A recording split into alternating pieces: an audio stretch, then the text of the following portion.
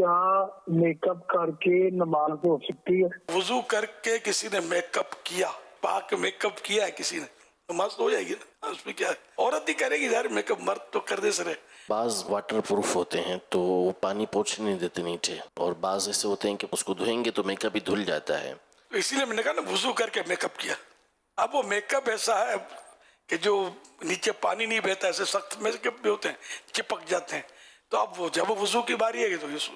چھڑانا ضروری، جیسے nail polish. اب تو سنا نیل پالش بھی ایسی آئی ہے کہ جو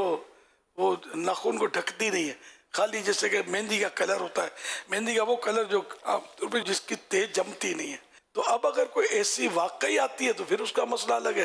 لیکن اگر نیل پالش